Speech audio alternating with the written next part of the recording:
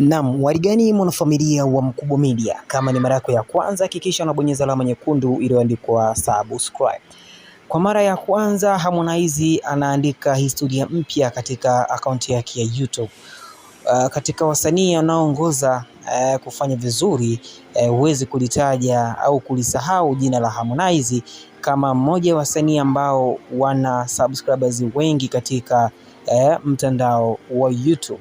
Sasa kupitia akaunti yake ya YouTube, Harmonize ameweza kuweka rekodi mpya. Ameweza kuweka rekodi hii hapa ambapo ameweza kufikisha subscribers milioni 5. Ameweza kufikisha subscribers milioni 5 katika mtandao huo wa YouTube, ambapo inaelezwa kwamba inaonekana tangu atoka katika lebo WCB Wasafi chini ya Diamond Platnumz, Harmonize ameendelea kushine na amezidi kuweka rekodi kila kukicha. Hii ikiashiria kabisa kwamba ni mmoja wa wasanii ambao kiukweli ambao ni tishio katika upande wa muziki. Sasa Konde Gang wameweza kuandika na kuwashukuru wale wote ambao waliweza kusubscribe katika akaunti ya Harmonize, ambapo wakaandika 5 million YouTube subscribers, big up to Konde Gang, au sio? Kwa hiyo hii inaweza kusema kwamba inamfanya Harmonize kuwa ni mmoja miongoni mwa wasanii wanaofanya vizuri, lakini pia wanaofuatiliwa vizuri, kwa sababu kuwa na subscribers milioni 5 ndani ya mtandao wa YouTube sio kitu cha kawaida, ambapo tunaona kuna wengi ambao wana struggle, hata wasanii wa nje hawana hata subscribers milioni 1, lakini Harmonize ameweza kufikisha subscribers milioni 5. Kwa hiyo hii naweza kusema kwamba ni moja ya rekodi kubwa sana ambayo Harmonize ameweza kuiweka, na kama unavyojua alishaweka pia na rekodi ya kuwa msanii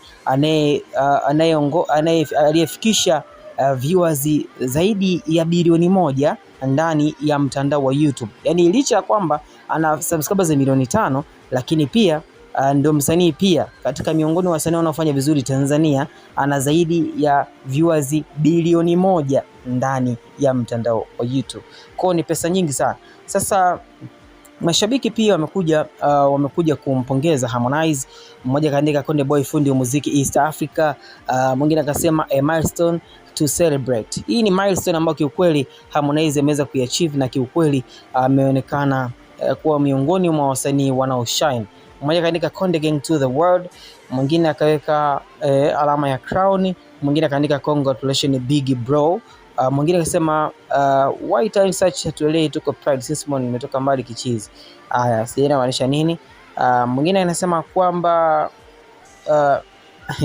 mkigairisha mambo kama haya mwe mnatoa taarifa za kugairisha mwa mapeo. Konde Gang hii ni mbaya, watu mwe na ubinadamu.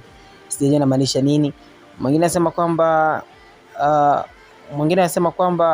ninaonekana alikuwa analalamika kitu, akaandika jamani hii sio haki. Imetoa tangazo la watu wa Ruangwa kuwa leo kutakuwa na platform ya kutafuta vipaji, lakini hampo jamani. Kwa nini? Na kama iligairishwa si mngesema jamani, kuliko kwa mtoa taarifa hii sio njema kwa Mwenyezi Mungu.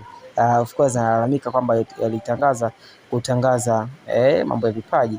Mwingine sema mbele tu silence killer.